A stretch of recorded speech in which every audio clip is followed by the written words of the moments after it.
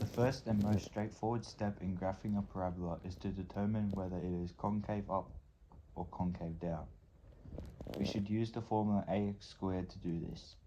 The rule is that A is concave down with a maximum turning point when A is less than 0.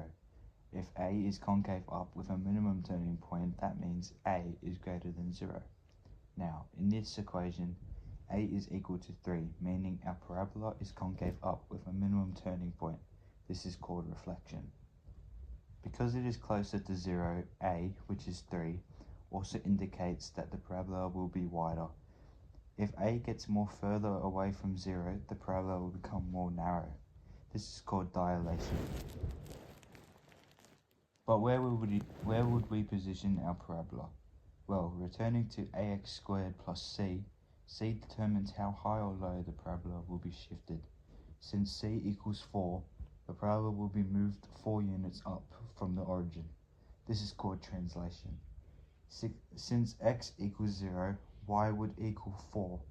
This point serves as our vertex and the minimum turning point.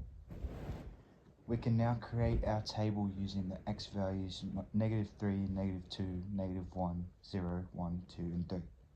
Now that we have our vertex given that we already know that c equals 4, we may write down the y value for 0.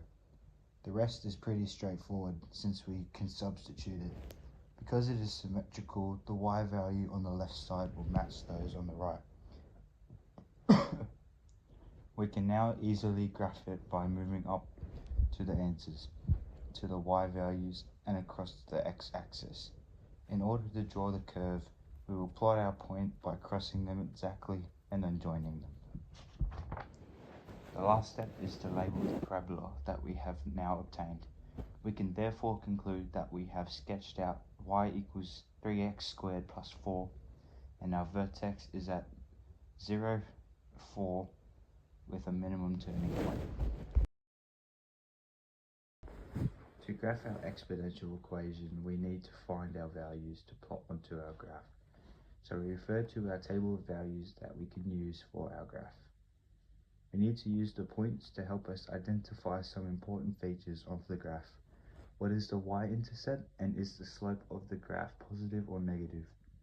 Not only is the y-intercept the easiest feature to identify, it also helps us figure out the rest of the features.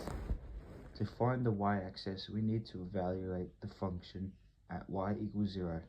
Since our equation is -2 to the power of -x plus 7, our equation turns into -2 to the power of 0 plus 7, which gives us y equaling 6. The rest is simple as we have our information to create our graph. We need to plot our points using our table of values. To create our curve, we need to join all our points up. The last step is to label the exponential that we have now created. We can conclude that we have sketched out y equals -2 to the power of -x plus 7. Our curve is negative as the points decrease down the graph, and we have an axis of symmetry of -1.5.